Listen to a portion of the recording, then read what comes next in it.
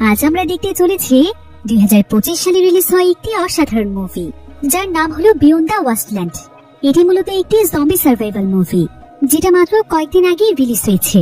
কিন্তু এই মুভির গল্প এবং কনসেপ্ট এত বেশি ইউনিক যে মাত্র কয়েকদিনের মধ্যে এই মুভিটি ওয়ার্ল্ড ওয়াইড অনেক বেশি জনপ্রিয়তা লাভ করেছে। কারণ আমরা সচরাচর যে সমস্ত জম্বি মুভিগুলোর গল্প দেখি, সেখানে শুধুমাত্র সাসপেন্স, থ্রিলার এবং জম্বি অ্যাটাক থাকে। তবে এই মুভির গল্পটিতে সমস্ত কিছু তো রয়েছে, কিন্তু এর পাশাপাশি রয়েছে এক বাবা ছেলের নিঃস্বার্থ ভালোবাসার গল্প। একজন বাবা যে তার সন্তানের জন্য কি কি করতে পারে, আর একজন সন্তানই বা তার বাবার জন্য কোন পর্যায়ে যেতে পারে, সেটা দেখলে আপনারাও আপনাদের চোখের পানি ধরে রাখতে পারবেন না। আজকের এই মুভিটির গল্পটি এতটাই বেশি সুন্দর যে গল্পের শুরু থেকে শেষ পর্যন্ত কোথাও আপনাদের কাছে বোরিং লাগবে না। তাহলে চলুন ঘুরে আসা যাক ধ্বংস হয়ে যাওয়া পৃথিবীর এক বাবা ছেলের গল্প থেকে। তো গল্পটি শুরু হয় ভবিষ্যৎ পৃথিবীতে, যখন পৃথিবীতে ভয়ানক এক ভাইরাস ছড়িয়ে পড়েছিল, যেটা ছিল একটি জম্বি ভাইরাস। আর এই ভাইরাসটি আস্তে আস্তে এত বেশি মহামারী আকার ধারণ করেছিল যে খুব অল্প সময়ের মধ্যে ভাইরাসটি পুরো পৃথিবীতে ছড়িয়ে পড়ে এবং অনেক দ্রুত গতিতে মানুষ এই জম্বি ভাইরাসে ইনফেক্টেড হতে থাকে। মানুষের ঘরবাড়ি, রাস্তাঘাট সবকিছু একদম ধ্বংস হয়ে যায় এবং হাজার হাজার মানুষ ইনফেক্টেড হয়ে একে অপরকে মারতে থাকে। এভাবেই আস্তে আস্তে পৃথিবী একদমই মানব শূন্য হয়ে যায় এবং পুরো পৃথিবী প্রায় বন জঙ্গল দিয়ে ঢেকে যায়। আর এখন পৃথিবীতে মাত্র কিছু সংখ্যক মানুষ বেঁচে আছে। তো এবার আমরা একটি ঘন জঙ্গল দেখতে পাই, আর সেই জঙ্গলের মাঝখানে ছোট্ট একটি বাড়ির মধ্যে একজন বাবা ছেলে সার্ভাইভ করছিল। তারা প্রায় বেশ কয়েক বছর ধরে এই জায়গাতেই রয়েছে। তবে তাদের নিজেদেরও এখন ঠিক মতো খেয়াল নেই যে আজ থেকে প্রায় কতদিন আগে তারা এখানে এসেছিল, কারণ এখানে ঘড়ি অথবা ক্যালেন্ডার কিছু ছিল না। এখানে বাবার নাম ছিল জেমস এবং তার ছেলের নাম ছিল মার্কো। তো প্রথমে যখন তারা জঙ্গলের ভেতর সার্ভাইভ করতে এসেছিল, তখন তাদের আশেপাশে তাদের সঙ্গে অনেক মানুষ ছিল। কিন্তু এই জঙ্গলের মধ্যে সার্ভাইভ করা মোটেও কোনো সহজ ব্যাপার ছিল না। তাই বেশিরভাগ মানুষই খাবার পানি না পেয়ে অথবা বন্য পশুর আক্রমণে মারা গিয়েছে। তবে সৌভাগ্যবশত জেমস তার ছেলে মার্কোকে নিয়ে এখন এই ভয়ানক জঙ্গলের মধ্যে বেঁচে আছে, কারণ জেমস তার ছেলেকে অনেক ভালোবাসে। তাই সে আজ পর্যন্ত তার ছেলের গায়ে একটি আঁচড়ও পড়তে দেয়নি। জেমসের ছেলে মার্কোর বয়স ছিল মাত্র 5 বছর। সে এতটাই ছোট ছিল যে তার এখনো পৃথিবীর পরিস্থিতি বুঝে ওঠার বয়স হয়নি, আর তাই সে এখনো ছোটখাটো বিপদেরও মোকাবেলা করতে পারে না। তাই জেমস তার ছেলেকে নিয়ে অনেক চিন্তিত ছিল। যদিও সে অনেকদিন ধরে মার্কোকে স্ট্রং বানানোর চেষ্টা করছে, কিন্তু তারপরও মার্কো কিছুই শিখতে পারছিল না। কিন্তু এই ভয়ানক জঙ্গলে টিকে থাকতে হলে তাকে অবশ্যই শিকার করা শিখতে হবে। তাই জেমস এখানে মার্কোকে গান চালানো শেখাচ্ছিল, যাতে করে যদি কখনো মার্কোর সামনে বিপদ চলে আসে, তখন মার্কো যেন নিজেকে বাঁচাতে পারে। জেমস এখানে তার ছেলেকে বলছিল, তোমাকে যত তাড়াতাড়ি সম্ভব গান চালানো শিখতে হবে, তা না হলে শিকার করার বদলে তুমি নিজেই শিকার হয়ে যাবে। তবে জেমস এখানে বারবার শিখিয়ে দেওয়ার সত্ত্বেও মার্কো কোনোভাবেই গান চালাতে পারছিল না। আসলে সে অনেক ছোট হওয়ার কারণে তার শরীরে গান লোড করার কোনো শক্তি ছিল না, এমনকি সে গানটির সেফটি লক পর্যন্ত খুলতে পারছিল না। জেমস এতে তার উপর প্রচন্ড রেগে যায়। তবে আসলে তার রাগটা মূলত ছিল তার নিজের উপরেই, যে কেন সে তার ছেলেকে গান চালানো শেখাতে পারছে না, আর কি করলে তার ছেলে সবকিছু শিখতে পারবে। তো জেমস এখানে মার্কোকে বলে, তোমার কি সমস্যা বলো তো? আমি আর কি করলে তুমি সবকিছু শিখতে পারবে? তোমাকে নিয়ে আমার কত দুশ্চিন্তা হয় সেই সম্পর্কে তোমার কোনো ধারণাই নেই। এসব বলে জেমস সেখান থেকে ঘুমোতে চলে যায়। তবে মার্কোর সাথে এমন আচরণ জেমসই প্রথমবার করেছে। সে কখনোই মার্কোকে এভাবে বকা দেয় না। তবে মার্কো অনেকটাই বুঝদার ছিল। সে তার বাবার ইমোশনটা বোঝে এবং সে চেষ্টাও করে সবকিছু শেখার। যদিও মার্কো তার বাবাকে অনেক ভালোবাসতো, কিন্তু সে তার বাবাকে ভয় পেত, কারণ মার্কো তার বাবার সাথে খুব একটা ফ্রি হতে পারেনি। তাই মার্কো বেশিরভাগ সময়ই চুপচাপ থাকতো। মার্কো যখন অনেক ছোট ছিল, তখনই তার মা মারা গিয়েছে। তারপর থেকে তার বাবাই তাকে অনেক কষ্ট করে লালন পালন করছে। আর পৃথিবীতে এখন আপন বলতে মার্কোর তার বাবাই রয়েছে। মার্কো আজও জানে না যে তার মায়ের সঙ্গে কি হয়েছিল আর কিভাবেই বা তার মা মারা গিয়েছিল।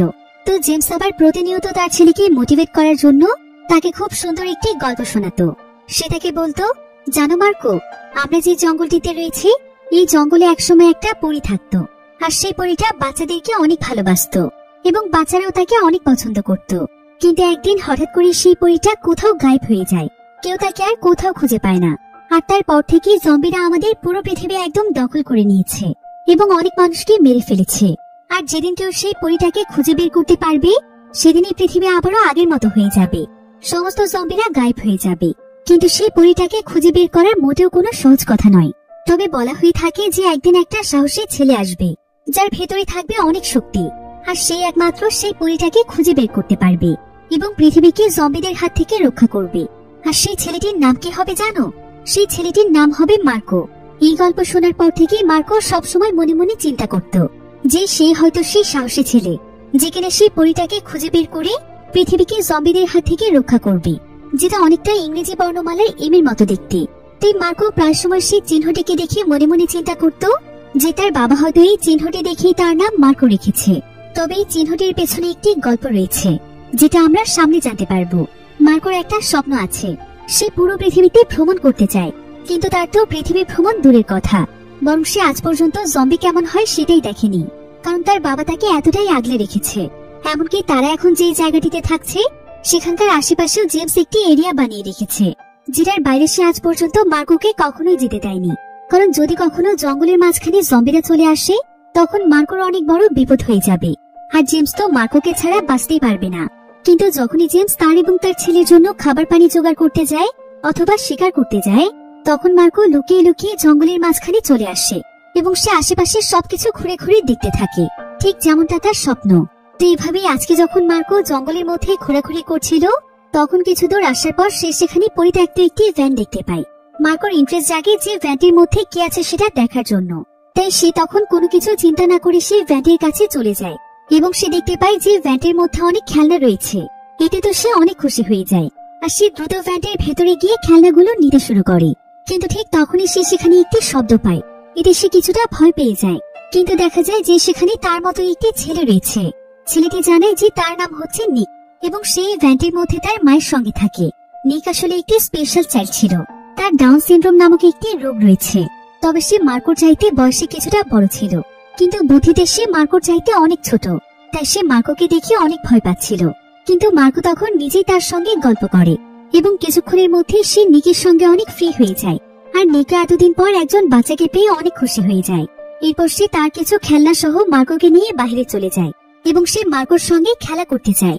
মার্কো তখন তার কথায় রাজি হয়ে যায় আর তারা দুজন মিলে সেখানে অনেক মজা করতে থাকে।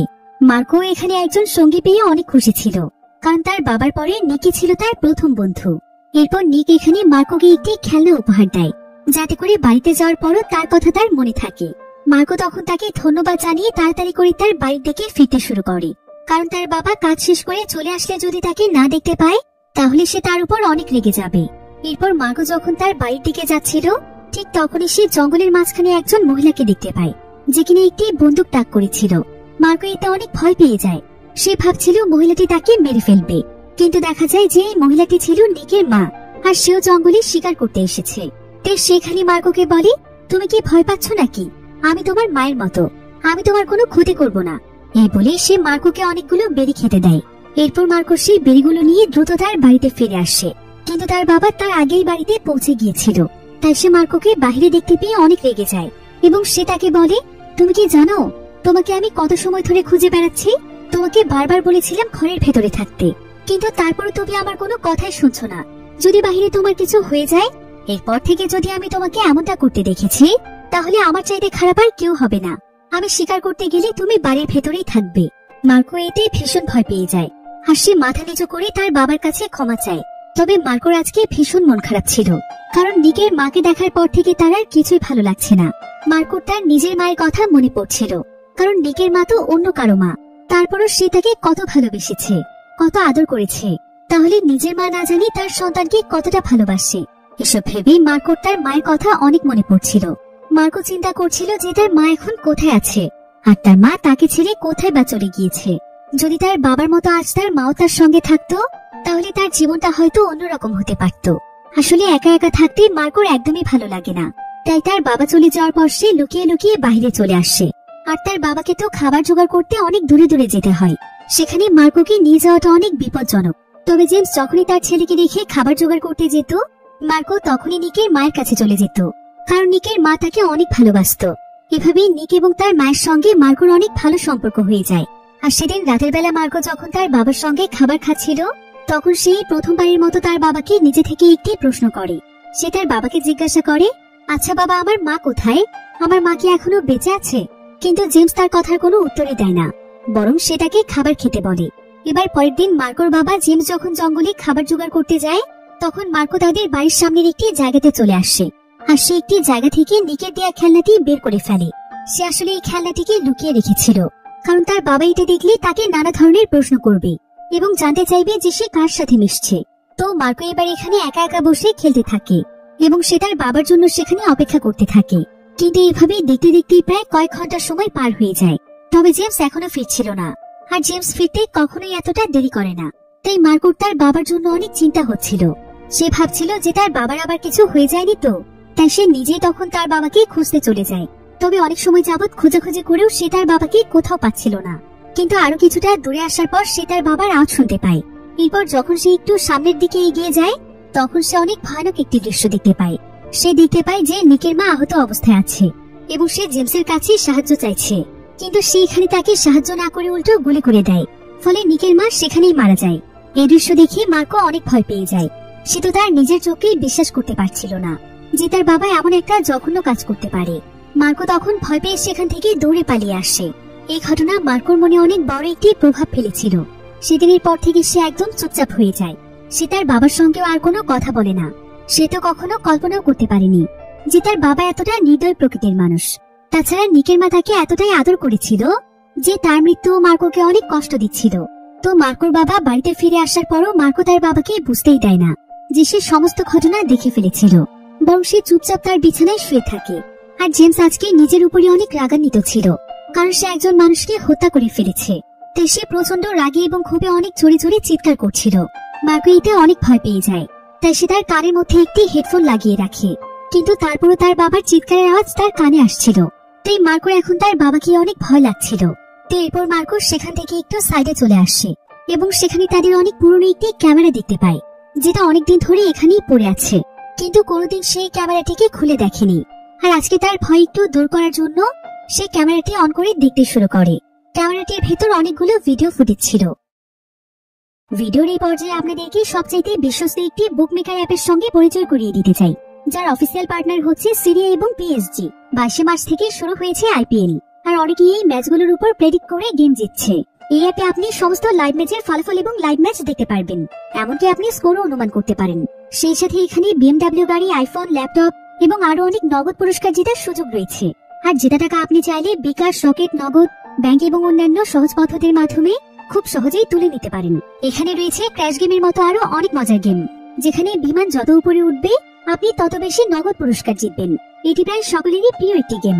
আর এই অ্যাপের সবচেয়ে স্পেশাল ব্যাপার হচ্ছে, নতুন ইউজাররা আমার প্রোমো কোড ব্যবহার করে সাইন আপ করলে প্রায় 30,000 টাকা এবং বিনামূল্যে স্পিন পাবেন। তাহলে আর দেরি কিসের? রেজিস্ট্রেশনের জন্য পিন কমেন্টে থাকা লিঙ্কে ক্লিক করুন, আর রেজিস্ট্রেশনের সময় প্রোমো কোড ব্যবহার করুন এবং বোনাস পান। এটা শুধুমাত্র একটি বিজ্ঞাপন। এই সমস্ত অ্যাপে আর্থিক ক্ষতির সম্ভাবনা রয়েছে, তাই এই ধরনের অ্যাপ থেকে দূরে থাকুন। প্রথম ভিডিওটি ছিল ঠিক সেই সময়ে যখন মার্কোর মা বাবা এবং তার বড় বোনকে নিয়ে অনেক সুখের একটি পরিবার ছিল। তাদের পরিবারের সুখের কোনো কমতি ছিল না, এমনকি তাদের টাকা পয়সারও কোনো অভাব ছিল না। আর সে সময় মার্কো ছিল তার মায়ের গর্ভে।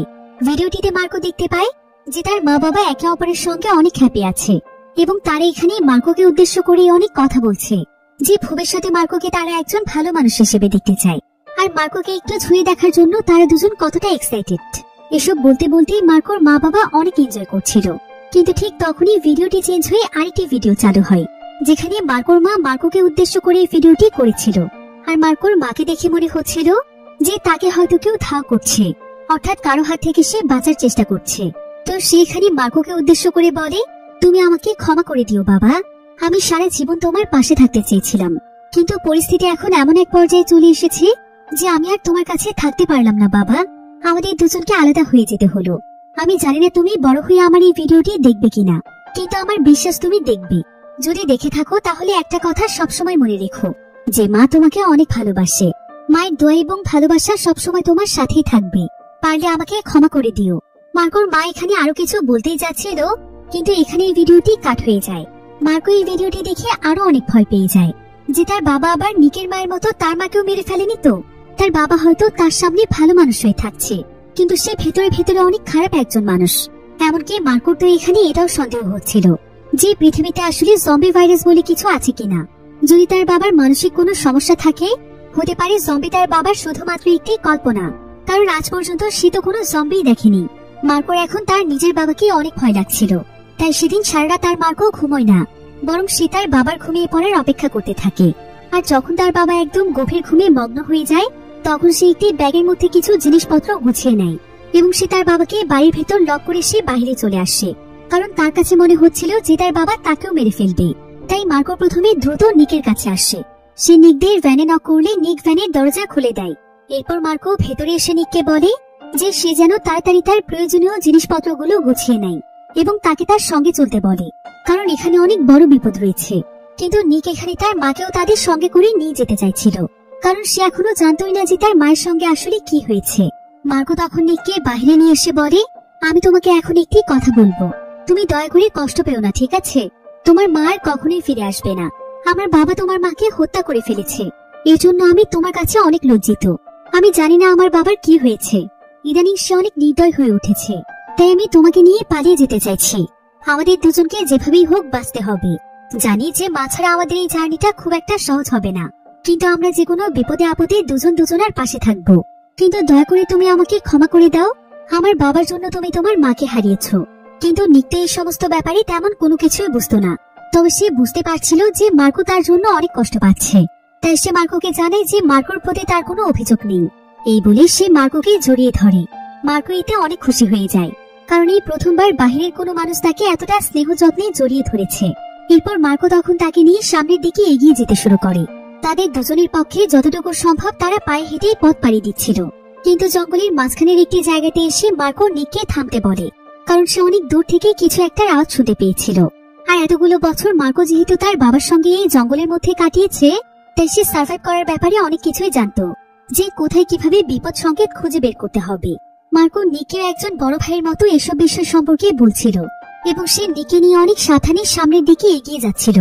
আশেপাশে শব্দ শুনতে পেয়ে মার্কো একদম নিশ্চিত ছিল যে আশেপাশে কোনো বিপদ রয়েছে, কিন্তু অনেকটা দূরে আসার পরও তারা কোথাও কিছু দেখতে পাচ্ছিল না।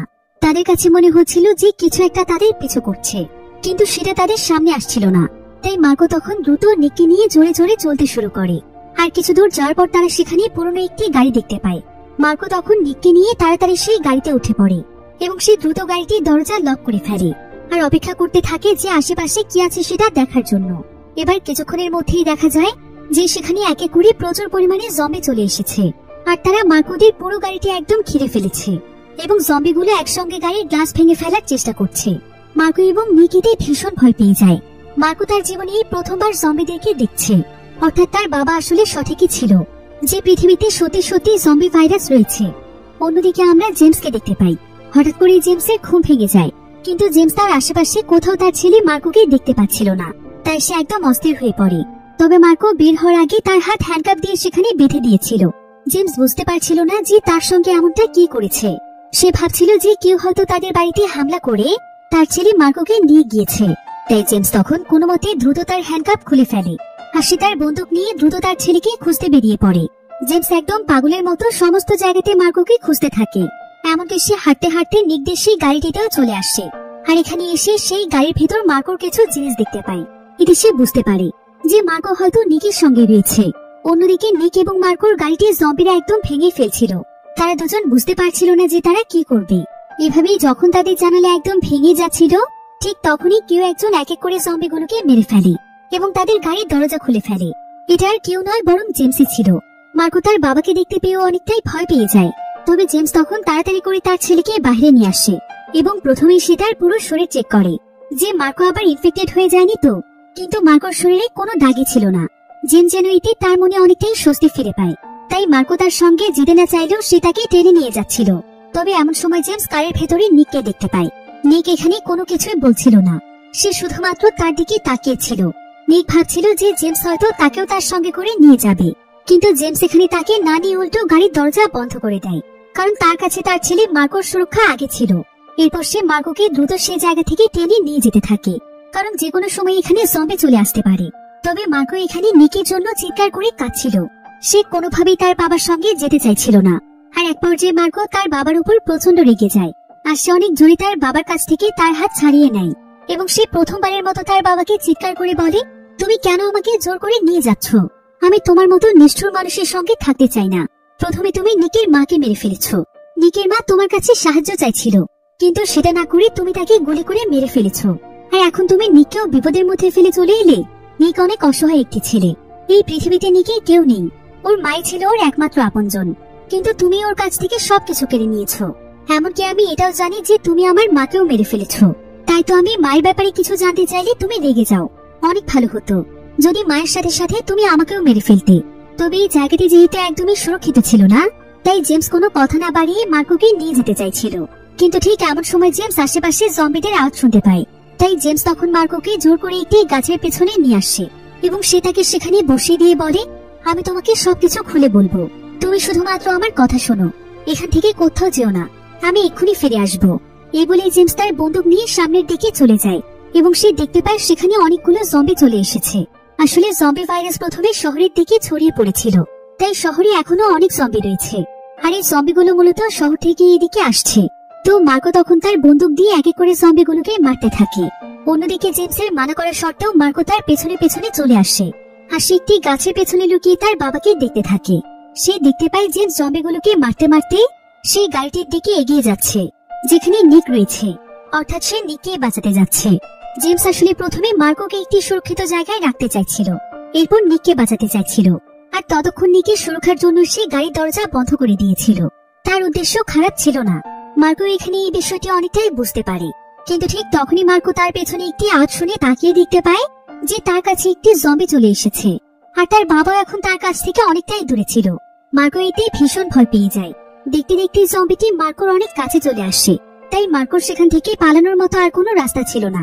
তবে মার্কো যখন তার বাড়ি থেকে পালিয়ে এসেছিল তখন সে নিজের সুরক্ষার জন্য তার ব্যাগের মধ্যে সেই বন্দুকটি ঢুকিয়ে নিয়েছিল, যেটা চালানো তার বাবা তাকে অনেকদিন ধরেই শেখাচ্ছে। তবে মার্কো এখন পর্যন্ত কখনোই বন্দুকটি চালায়নি, কিন্তু তারপরও সে অনেক সাহস করে সেই জম্বিটির দিকে বন্দুকটি তাক করে আর সে সেই সমস্ত কথা মনে করতে থাকে যেগুলো তার বাবা তাকে বন্দুক চালাতে চালাতে বলতো, যে কিভাবে তাকে সমস্ত পরিস্থিতির মোকাবেলা করতে হবে। এসব চিন্তা করতে করতেই মার্কো নিজের অজান্তেই গুলি করে ফেলে। সে নিজের হাতে জম্বিটিকে গুলি করে মেরে ফেলে। অন্যদিকে জেমস নিককে বাঁচাতে নিকের কাছে চলে এসেছিল এবং সে এখানকার সমস্ত জম্বিদেরকে মেরে ফেলেছিল। কিন্তু ঠিক এমন সময় যখন সে গুলির আওয়াজ শুনতে পায় তখন সে অনেক ভয় পেয়ে যায় আর সে তাড়াতাড়ি করে মার্কোর কাছে যেতে শুরু করে। কিন্তু মাঝপথে তার সামনে একটি জম্বি চলে আসে আর জম্বিটি তার উপর হামলা করতে শুরু করে। তবে জেমস মুহূর্তের মধ্যে জম্বিটিকে মেরে ফেলে আর সে দ্রুত মার্কোর কাছে চলে আসে। এরপর যখন সে দেখতে পায় যে মার্কো নিজের হাতে জম্বিটিকে মেরে ফেলেছে তখন সে অনেক খুশি হয়ে যায়। এতটা খুশি সে আজ পর্যন্ত কোনোদিনও হয়নি, কারণ তার এখন কিছু হয়ে গেলেও মার্কো নিজেকে সুরক্ষিত রাখতে পারবে। তবে এমন সময় মার্কো লক্ষ্য করে যে তার বাবার হাতে একটি ক্ষত হয়েছে। আসলে সেই জম্বিটি জেমসের হাতে কামড় দিয়ে ফেলেছিল, অর্থাৎ জেমসও এখন ভাইরাসে ইনফেক্টেড। তবে তার এখন কোনো দুঃখ ছিল না, কারণ তার ছেলে বন্দুক চালাতে শিখে গিয়েছে। এমনকি সে বাড়ি ছেড়ে পালিয়ে নিজের দায়িত্ব নিতে শিখেছে। তাই জেমস তখন শেষবারের মতো তার ছেলের চেহারায় হাত বুলিয়ে দেয়।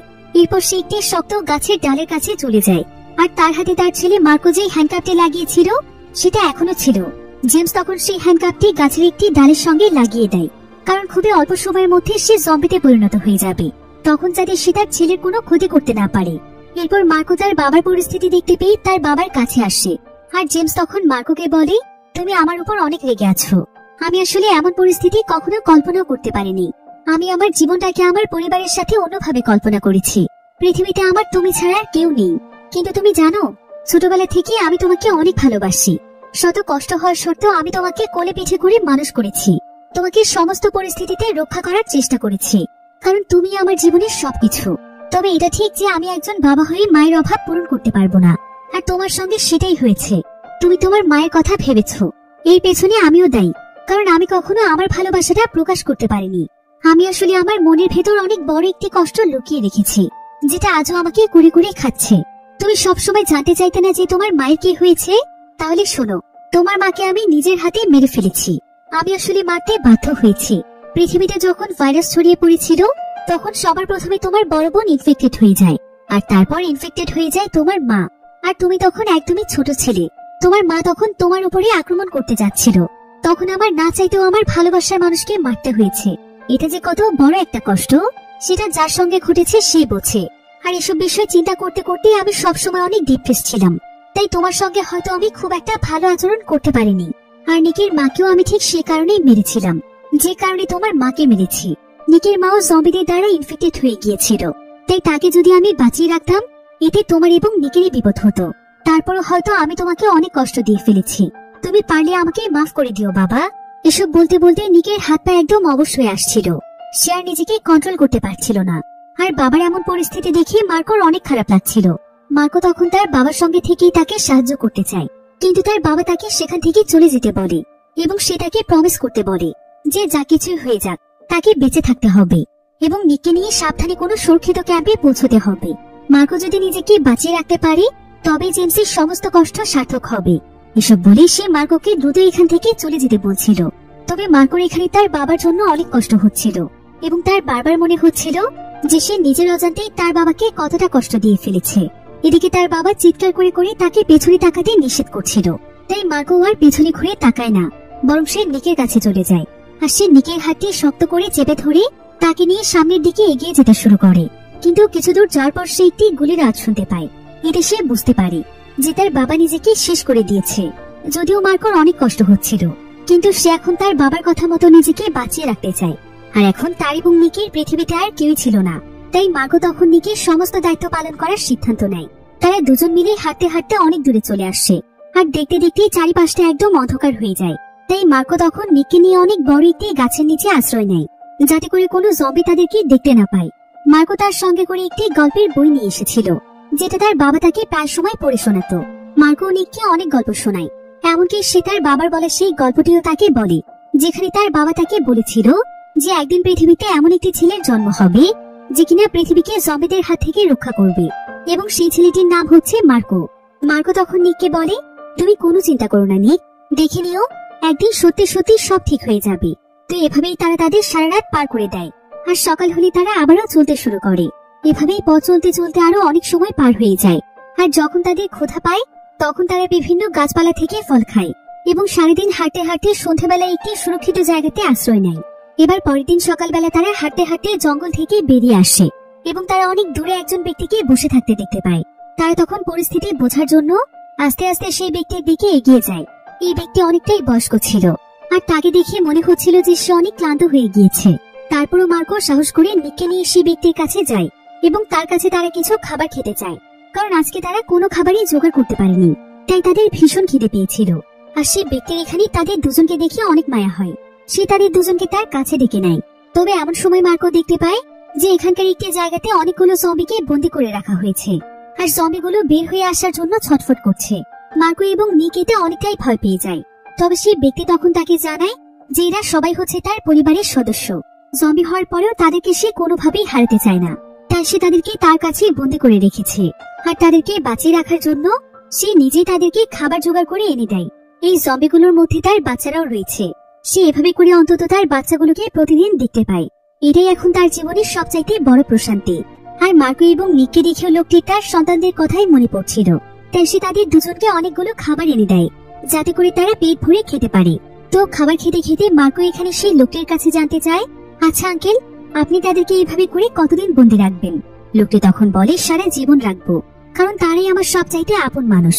আর আমার বিশ্বাস আছে যে একদিন না একদিন এই ভাইরাসের সমাপ্তি ঘটবে। কোনো না কোনো মেডিসিন তো আবিষ্কার হবেই। আমি শুধুমাত্র সেই দিনেরই অপেক্ষায় আছি। এবার মার্কো এবং নিক পেট ভরে খাবার খেয়ে তাকে অনেক ধন্যবাদ জানায়। এরপর তারা তার কাছ থেকে বিদায় নিয়ে সেখান থেকে চলে আসে। তারা এবার হাঁটতে হাঁটতে একটি রেল লাইনে পৌঁছে যায়, যেখানকার দূর দূরান্ত পর্যন্ত কোনো মানুষ ছিল না। তারা তখন মজা করার জন্য সেখানে দৌড় প্রতিযোগিতা শুরু করে। আর দৌড়তে দৌড়তে তারা একটি পরিত্যক্ত রেল স্টেশনে চলে আসে, যেখানকার রেল লাইনে বেশ কয়েকটি পরিত্যক্ত ট্রেন পড়েছিল। ট্রেনগুলো একদম পুরনো হয়ে গিয়েছে এবং এখানকার আশেপাশে গাছপালা জন্মেছে। তারা দুজন ঘুরে ঘুরে এই সমস্ত দৃশ্য দেখছিল, কারণ জন্মের পর থেকে তারা জঙ্গলের বাহিরে আর কিছুই দেখেনি। তাই তারা এখানে ট্রেন কেমন হয় সেটা দেখতে চাইছিল। এজন্য তারা সেখানকার একটি ট্রেনের মধ্যে চড়ে, যেটা মূলত ছিল ট্রেনের ইঞ্জিন রুম। আর ইঞ্জিন রুমের বিভিন্ন বাটন প্রেস করতে করতে তারা সেখানে ট্রেনের হুইসেল বাজিয়ে দেয়। এর ফলে দেখা যায় যে তাদের পাশের ট্রেন থেকে অনেক জোরে জোরে আওয়াজ আসতে শুরু করে। তাই তারা তখন বিষয়টি চেক করার জন্য ট্রেনটির দরজার কাছে চলে যায় এবং মার্কো ট্রেনের ভেতরের অবস্থা দেখার চেষ্টা করে। কিন্তু ঠিক তখনই সেখানে প্রচুর পরিমাণে জম্বি চলে আসে, কারণ এই সম্পূর্ণ ট্রেনে জম্বিরা বন্দী ছিল। হয়তো কোনো জায়গাতে যাওয়ার সময় তারা সবাই ইনফেক্টেড হয়ে গিয়েছিল। এদিকে মার্কো এবং নিক এই দৃশ্য দেখে অনেক ভয় পেয়ে যায়। তারা দুজন তখন সেখান থেকে দৌড়ে পালিয়ে যাওয়ার চেষ্টা করছিল, কিন্তু ঠিক তখনই তাদের সামনে দুজন ব্যক্তি চলে আসে, যাদের কাছে অনেক বড় বড় দুটো বন্দুক ছিল। এরপর দেখা যায় যে সেই দুজন ব্যক্তি একটি গাড়িতে করে মার্কো এবং নিককে একটি ক্যাম্পে নিয়ে এসেছে, যেখানে অনেক মানুষ এখনো সার্ভাইভ করছিল। আর সেখানকার একজন লিডারও ছিল।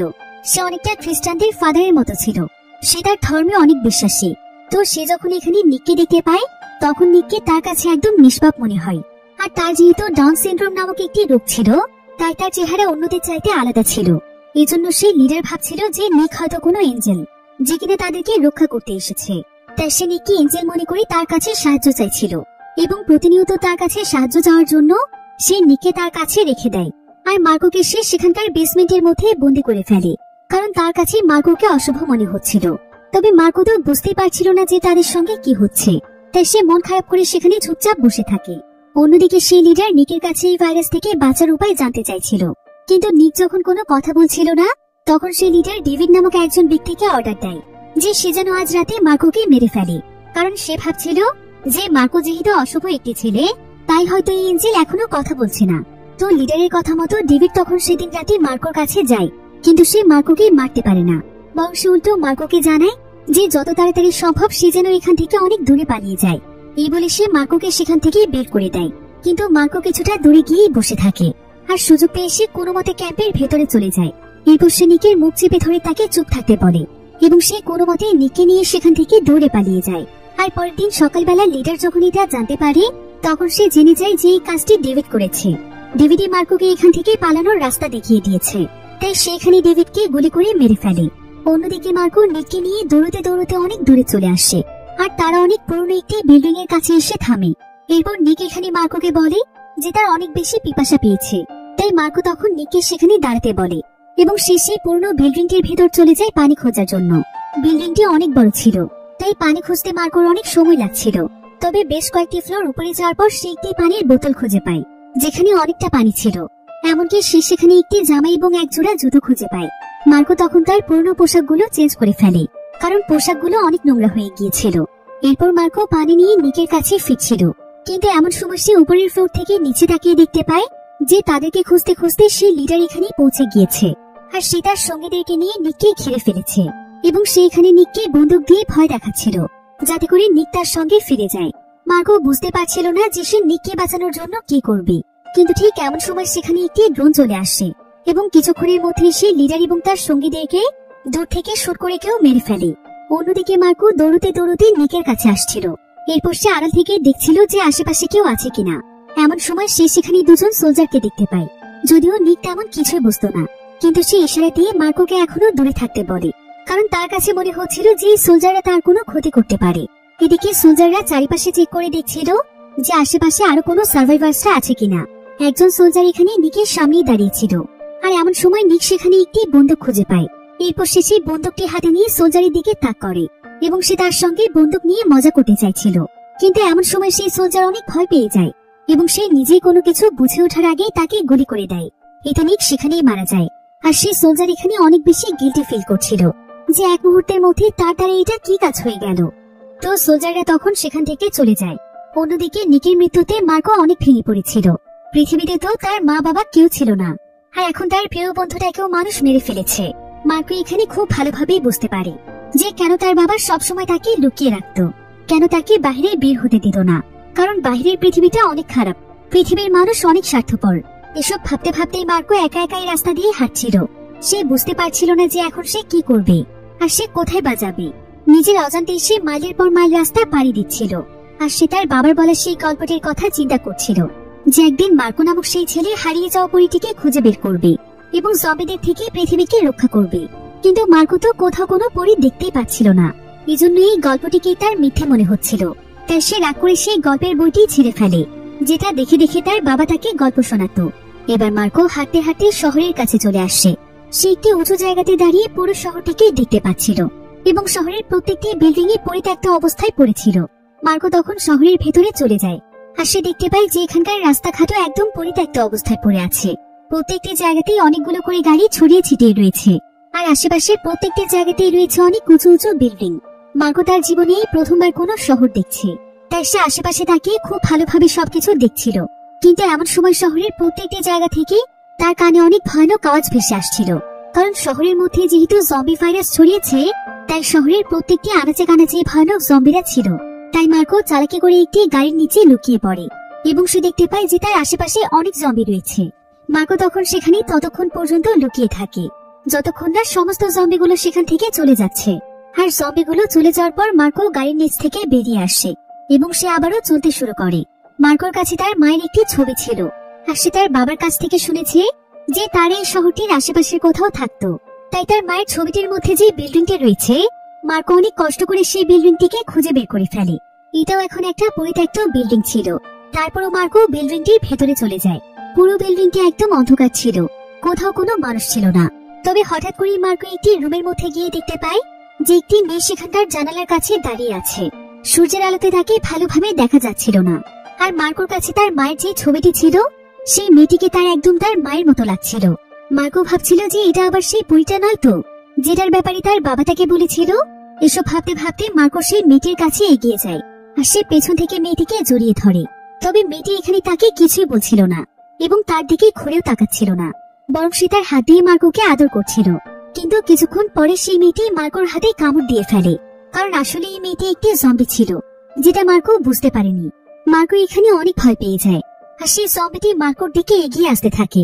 তবে মার্কো কোনো মতে চালাকি করে সেখানকার দরজা বন্ধ করে দেয়, কিন্তু ততক্ষণে অনেক দেরি হয়ে গিয়েছিল। মার্কো অলরেডি ভাইরাসে ইনফেক্টেড হয়ে গিয়েছে। মার্কো তখন তার বাবার কথা মনে করতে করতে সেখানে প্রচন্ড কাঁদছিল, কারণ তার বাবা তাকে তার মৃত্যুর আগে বলেছিল যে তার জীবনটা তখনই সার্থক হবে যখন মার্কো এই পরিস্থিতি থেকে নিজেকে সুরক্ষিত রাখতে পারবে, সে পৃথিবীতে বেঁচে থাকতে পারবে। কিন্তু মার্কো তার বাবার কথা রাখতে পারেনি। এরপর সে মনে মনে চিন্তা করে যে সে তো নিজেকেই রক্ষা করতে পারেনি, তাহলে সে পৃথিবীকে কিভাবে রক্ষা করবে। এসব ভাবতে ভাবতে সে সেই বিল্ডিং থেকে বেরিয়ে আসে। এরপর সে সেখানে অনেক বড় একটি ওয়াল দেখতে পায়, যেখানে সেই সমস্ত মানুষদের ছবি লাগানো ছিল যাদের পরিবারের সদস্যরা তাদেরকে হারিয়ে ফেলেছে আর তাদের সন্তানের জন্য এখানে ছবি দিয়ে গিয়েছে। মার্কো তখন এখানে তার মায়ের ছবিটিও লাগিয়ে দেয়। এরপর মার্কো হাঁটতে হাঁটতে আরেকটি বিল্ডিং এর কাছে চলে যায়, যেখানকার অনেক বড় একটি স্পিকারের মাধ্যমে অনেক জোরে একটি ভিডিও ক্লিপের আওয়াজ আসছিল। মার্কো তখন ভেতরে গিয়ে দেখতে পায় যে সেখানে একটি ভিডিওতে একজন ব্যক্তি বলছে যে এটা হচ্ছে আমাদের পৃথিবীর সবচাইতে বড় একটি আবিষ্কার, যেটা এতগুলো বছর কঠোর পরিশ্রম করে আমরা তৈরি করতে পেরেছি। একমাত্র এটাই পারবে আমাদের পুরো পৃথিবীকে আবারও বদলে দিতে, পৃথিবীর মানুষকে আবারও নতুন জীবন দিতে। তবে এটা সম্পূর্ণ করার জন্য আমাদের একজনকে প্রয়োজন, আর তার সন্ধানই আমরা এখন করছি। তবে মার্কো এসব কথার কোনো কিছুই বুঝতে পারছিল না। অন্যদিকে স্পিকারের অনেক জোরে আওয়াজের ফলে সেখানে প্রচুর পরিমাণে জম্বিরা চলে আসছে। কিন্তু মার্কো এই প্রথমবার জম্বিদেরকে দেখে আর পালিয়ে যায় না।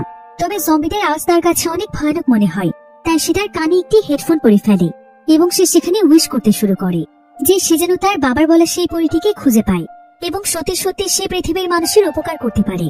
মার্কো এখানে বারবার বলছিল, যদি সত্যিই কোনো পরী থেকে থাকো তাহলে আমার কাছে চলে এসো, আমাকে বাঁচাও, আমি বাঁচতে চাই, তা না হলে আমার বাবার আত্মা অনেক কষ্ট পাবে। এখানে উইশ করার সময় দেখা যায় যে মার্কোর চারিদিক দিয়ে অনেক বুলেট পাস হচ্ছিল। এরপর উইশ শেষ করে মার্কো যখন তার হেডফোন খুলে ফেলে, তখন সে দেখতে পায় যে এখানে অনেকগুলো সোলজার এসেছে আর তারা তাকে জম্বিদের হাত থেকে বাঁচিয়েছে। এরপর একজন লেডি সোলজার মার্কোর কাছে আসে। সে মার্কোর হাতে জম্বিদের কামড়ের দাগ দেখতে পায়। সে বুঝতে পারে যে মার্কো ইনফেক্টেড, আর মার্কো এখানে বুঝতে পারে যে সে আর বাঁচতে পারবে না, তাকে এখন মেরে ফেলা হবে। মার্কো তখন কোনো কিছু চিন্তা না করে সেই সোলজারকে জড়িয়ে ধরে। সে আসলে তার জীবন নিয়ে অনেক ক্লান্ত হয়ে পড়েছিল, তাই সে সেই সোলজারকে পরম যত্নে জড়িয়ে ধরেছিল। মার্কো এখন কিছুই চাইছিল না, বরং সে মৃত্যুর আগে একজন মায়ের আদর, ভালোবাসা এবং স্নেহ পেতে চাইছিল। এতে সেই সোলজার তাকে কিছুই বলে না, বরং সে অনেক বেশি ইমোশনাল হয়ে যায়, কারণ সে বুঝতে পারে যে এইটুকু বাচ্চার উপর দিয়ে কি কি গিয়েছে। তবে এমন সময় সেই সোলজার মার্কোর হাতে সেই এম চিহ্নর মতো দাগটি দেখতে পায়, যেটা কিনা তার জন্ম দাগ ছিল। এতে সে যেন নিজের চোখকে বিশ্বাস করতে পারছিল না। সে তখন তার সঙ্গীদেরকে বলে, আমরা সেই ছেলেটিকে খুঁজে পেয়েছি যার সন্ধান এতদিন পর্যন্ত আমরা করেছি। এরপর তারা মার্কোর আর কোনো ক্ষতি করে না, বরং মার্কোকে আদর ভালোবাসা দিয়ে সেখান থেকে নিয়ে যায়। আসলে মার্কোর শরীরে যে চিহ্নটি রয়েছে, এই চিহ্নটি পৃথিবীর মাত্র 1% মানুষের শরীরে থাকে, আর এসব মানুষদের শরীরে বিশেষ এক ধরনের অ্যান্টিবডি থাকে, যার ফলে কোনো ভাইরাসই তাদেরকে ইনফেক্টেড করতে পারে না। মূলত এই কারণেই এত সময় পার হওয়ার পরও মার্কো জম্বিতে রূপান্তরিত হচ্ছিল না, আর শহরের গভর্নমেন্টও তার মতোই একজন মানুষকে খুঁজছিল, যাতে করে তারা তার শরীরের অ্যান্টিবডির উপর রিসার্চ করতে পারে এবং ঠিক সেই ফর্মুলেশন অনুযায়ী একটি ভ্যাকসিন তৈরি করে ফেলতে পারে। তাই মূলত মার্কোকে তারা তাদের সঙ্গে করে নিয়ে গিয়েছে। তবে আর যাই হোক, মার্কোর বাবা মার্কোকে যে গল্পটি সবসময় শোনাতো, সেই গল্পটি আজ কাকতালীয়ভাবে বাস্তবে রূপান্তরিত হয়েছে, কারণ মার্কোর মাধ্যমে এখন ভাইরাসের প্রতিষেধক আবিষ্কার হবে এবং পৃথিবীর সমস্ত মানুষ রক্ষা পাবে। আর এভাবেই খুব সুন্দর একটি এন্ডিং এর মাধ্যমে গল্পটি এখানেই শেষ হয়ে যায়।